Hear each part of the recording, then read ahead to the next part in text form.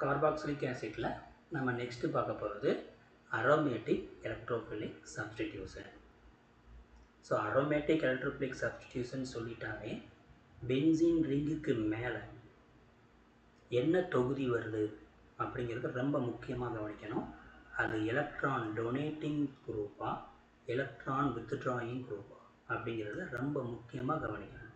ஏன்னா அதை வச்சு தான் நீங்கள் என்ன செய்ய முடியும் அப்படின்னா வரக்கூடிய தொகுதி ஆர்த்தோவில் உட்காருமா இல்லை பேராவில் உட்காருமா அப்படிங்கிறத சொல்ல முடியும்.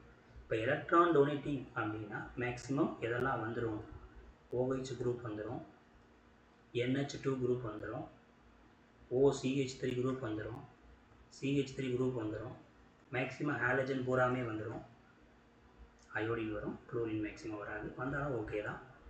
ஸோ எலக்ட்ரான் வித்ட்ராயிங் குரூப் அப்படின்னா NO2 group, aldehyde, ketone, acid, C++ONH2 amide extra. So இதெல்லாமே electron withdrawing. Electron donating group இருந்தால் வரக்கூடிய எலக்ட்ரோஃபைல் ஆர்த்தோ பேராவில் தான் போய் உட்காரும். அதனால இதை ஆர்த்தோ பேரா டைரக்டிங் அப்படின்னு சொல்லுவோம். ஸோ அதுவே எலக்ட்ரான் வித்ட்ராயிங் குரூப்பாக இருந்துச்சுன்னா அது மெட்டா டைரக்டிங். இதை நம்ம ஏற்கனவே போட்டு காமிச்சிருக்கோம், அதான் இங்கேயும் நடக்க போகுது. சரியா? அப்போ பென்சாயிக் ஆசிட் எடுத்துக்கோங்க, COOH. ஃபஸ்ட்டு பண்ணக்கூடிய ரியாக்ஷன் என்ன அப்படின்னா ஹேலோஜினேஷன், ஹேலஜனேற்றம். ஸோ அப்போ அதுக்கு ரியேஜெண்டாக புரோமின் மட்டும் போட்டால் நடக்காது, கண்டிப்பாக கேட்டலிஸ்ட் வேணும். அந்த கேட்டலிஸ்ட்டும் லூயி அமிலங்களாக இருக்கணும். ஸோ லூயிஸ் அமிலம் அப்படின்னா என்ன அப்படின்னு பார்த்தீங்கன்னா ஆக்டட் ரூல் படி ஒரு சென்ட்ரல் ஆட்டத்தை சுற்றி ஒரு மைய அணுவை சுற்றி 4 பிணைப்புகள் இருக்கணும், 4 பாண்ட் இருக்கணும். ஆனால் இந்த இடத்துல நமக்கு 3 பாண்டு தான் இருக்கும், 1 இருக்காது. மையத்தை சுற்றி 8 எலக்ட்ரான்கள் அல்லது 4 பாண்டு இருக்கணும். இங்கே 6 எலக்ட்ரான் தான் இருக்குது, 3 பாண்டு தான் இருக்குது. அப்போ இன்னொரு பாண்டை ஃபார்ம் பண்ணோம்னா அது 2 எலக்ட்ரானை வாங்கணும். அப்போ இது வாங்குறதுக்கு ரெடியாக இருக்குது. அதனால தான் இது லூயிஸ் ஆசிட். புரிஞ்சதா? அப்போ லூயிஸ் அமிலம், லூயி அமிலம் அப்படின்னா எலக்ட்ரானை வாங்கும். எத்தனை வாங்கணும்? 2 எலக்ட்ரானை வாங்கக்கூடியது எல்லாமே லூயி அமிலங்கள். இதைத்தான் இந்த இடத்துல கேட்டலிஸ்ட் வினை ஊக்கியாக பயன்படுத்துகிறாங்க. இப்போ COOHங்கிறது என்ன குரூப்னு பாருங்கள், COOH தான் இருக்குது பார்த்தீங்களா? அது ஒரு எலக்ட்ரான் வித்ட்ராயிங், எலக்ட்ரானை வாங்கும் தொகுதி, வித்ட்ரானா வாங்குறது. சரியா? அப்போ எங்கே தான் உட்கார வைக்கணும்? Meta position. மெட்டா பொசிஷன்னா எந்த இடம், வினை செயல் தொகுதி எங்கே இருக்குது அது 1வது கார்பன், அதுலேருந்து 3வது கார்பன் தான் நமக்கு மெட்டா. ஸோ அப்போ இங்கே தான் அந்த பிஆரை போடணும். ப்ளஸ் அந்த இடத்துக்கூடிய கச்சும் இங்கே இருக்கக்கூடிய ஒரு பிஆரும் சேர்ந்து கச்சு பிஆராக வெளியில் போயிடும். ஸோ இது ஹேலோஜினேஷன். ரைட்டா? ஸோ மெட்டாப்ரோமோ பென்சாயிக் ஆசிட் நமக்கு கிடைக்கும். இதே மாதிரி அடுத்த ரியாக்ஷன் பார்த்தீங்கன்னா நைட்ரேஷன், நைட்ரோ ஏற்றம்.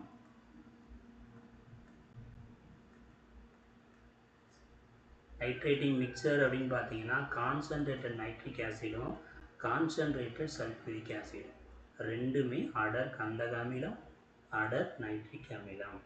இதில் எப்படி வினைபுரியும் கூட நீங்கள் தெரிஞ்சுக்கலாம். OH NO2வாக இருக்கும், ப்ளஸ் சல்ஃபியூரிக் அமிலம் கச்சு SO3H, இங்கே ஒரு OH சேர்த்துக்கோங்க, இப்படி இருக்கும். ஸோ இப்போ இங்கே இருக்கக்கூடிய OHம் இங்கே இருக்கக்கூடிய இந்த கச்சும் சேர்ந்து வாட்டராக வெளியில் போயிடும். ஸோ அப்போ இந்த OH already minus charge, NO2 plus charge. So இங்கே OH மைனஸ், ஆனால் கச்சு ப்ளஸ்ஸு, மிச்சது பூராமே மைனஸ். ரைட்டா?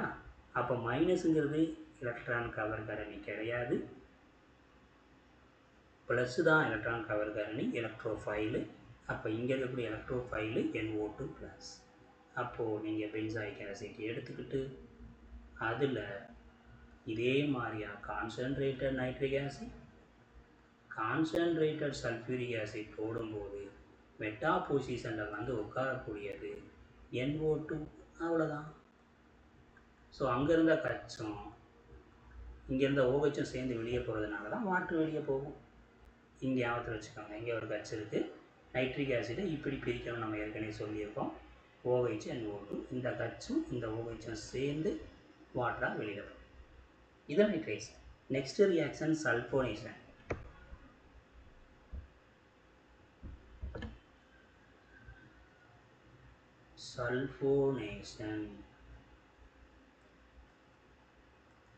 சல்ஃபோனேற்றம்.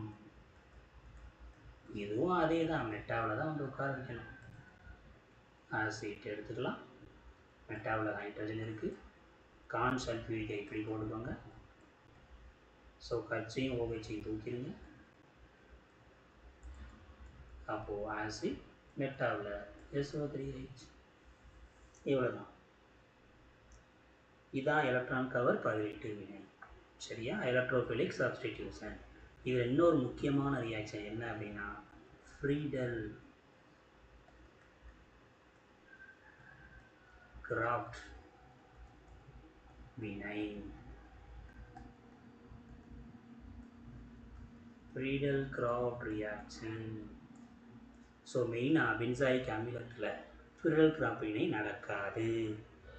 ஏன் நடக்காது அப்படின்னு பார்த்தீங்கன்னா, இங்கே இருக்கக்கூடிய COOH தொகுதி ஒரு எலக்ட்ரான் வித்ட்ராயிங் அப்படிங்கிறதுனால அது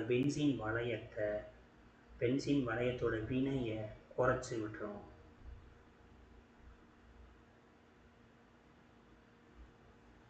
ஓகேவா? அதைத்தான் என்னன்னு சொல்லுவாங்கன்னா கிளர்வு நோக்கும் தொகுதியாக செயல்படும். கிளர்வு நீக்கும். அதுவும் எப்படி? வலிமை மிகுந்த. அதுதான் வலுவான அப்படிங்கிற வார்த்தை போட்டிருப்பாங்க. வலுவான கிளர்வு நீக்கும் தொகுதியாக இருக்கிறதுனால ஃப்ரீடல் கிராஃப்ட் நடக்க விடாது. இதை நம்ம எப்படி சொல்லணும், இங்கிலீஷில் எப்படி சொல்லணும் அப்படின்னா COOHங்கிறது பென்சீன் ரிங்கை டீஆக்டிவேட் பண்ணிடும், ரியாக்டிவிட்டியை குறைச்சிடும். அதனால தான் ஃப்ரீடல் கிராஃப்ட் நடக்காது. இந்த கொஸ்டின் கேட்பாங்க. மேக்ஸிமம் எலக்ட்ரான் வித்ட்ராயிங் குரூப் வந்துருச்சுனாலே அங்கே ஃப்ரீடல் கிராஃப்ட் நடக்காது. மைண்ட் வச்சுக்கோங்க. இது எலக்ட்ரோஃபிலிக் அரோமேட்டிக் சப்ஸ்டிடியூஷன். ஸோ இதுக்கு அடுத்து ரொம்ப முக்கியமான ஒரு ரியாக்ஷன் இருக்குது. அந்த ரியாக்ஷனையும் நீங்கள் கவனிங்க. அது என்ன அப்படின்னு பார்த்தீங்கன்னா ஃபார்மிக் அமிலத்தின் ஒடுக்கும் பண்பு. ஃபார்மிக் அமிலத்தின்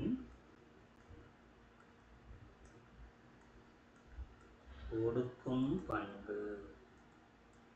So reduction property of formic acid.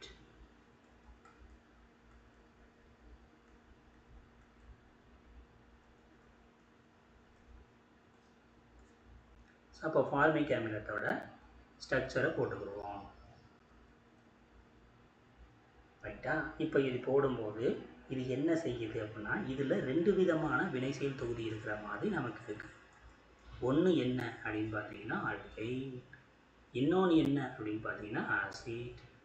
Aldehyde தொகுதி இருக்கிறதுனால தான் ஃபார்மிக் அமிலம் டாலன்ஸ் காரணியை ஒடுக்குகிறது.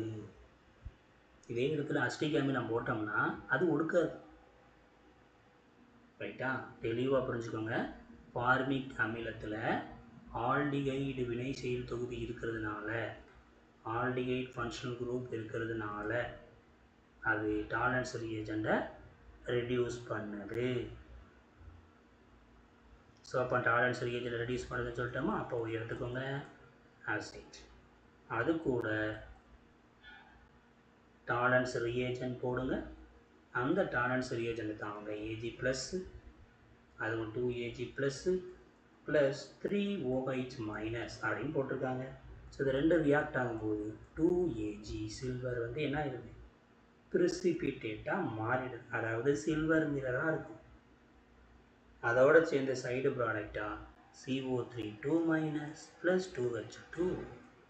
வீணான வார்த்தை. ஆல்டிகைட் ஃபங்க்ஷன் குரூப் ஃபார்மிக் அமிலத்தில் இருக்கிறதுனால டாலன்ஸ் காரணியை ஒடுக்குகிறது. அதே அசிட்டிக் அமிலத்தில் போட்டிங்கன்னா அசிட்டிக் அமிலங்கிறது எப்படி வந்துடும், CH3C டபுள் பாண்ட் OH. இதில் எப்படி சுற்றி பார்த்தாலும் ஆல்டிகைடு வினை செயல் தொகுதி இல்லை. அதனால் அசிட்டிக் அமிலம் டாலன்ஸ் காரணி அதை ஒடுக்காது. ஸோ ரொம்ப முக்கியம். தெளிவாக படித்து ஒரு தடவைக்கு 2 தடவை எழுதி பாருங்கள். இதே மாதிரி தான் ஃபெல்லிங்கும். ஃபெல்லிங் அப்படின்னா சில்வர் இருக்க இடத்துல அப்படியே காப்பர், அவ்வளோதான். HC double bond OH. So காப்பரை போடுங்க. 2 காப்பர் 2 ப்ளஸ் 2 OH மைனஸ். இது ரெண்டையும் சேர்த்து வினைப்படுத்தும் போது copper oxide plus CO3 2 minus plus 3 water வெளியில் வந்துடும். இந்த இடத்துல இதோட நிறம் பார்த்தீங்கன்னா ப்ளூவாக இருக்கும், இதோட நிறம் பார்த்தீங்கன்னா ரெட்டாக இருக்கும். இது மிரர். ஸோ இது ஃபில்லிங். ஸோ அப்போ பார்பிக் அமிலத்தில் ஆல்டிகைடு தொகுதி இருக்கிறதுனால டாலன்ஸையும் ஃபில்லிங்ஸையும் அது ஒடுக்கம் அடைய செய்யும், ரெடியூஸ் பண்ணும். அஸ்டிக் அமிலம் ரெடியூஸ் பண்ணாது. That's all. ஸோ இதை ரொம்ப தெளிவாக படித்து ஒரு தடவைக்கு 2 எழுதி பாருங்கள். எது டவுட்னா கேளுங்கள்.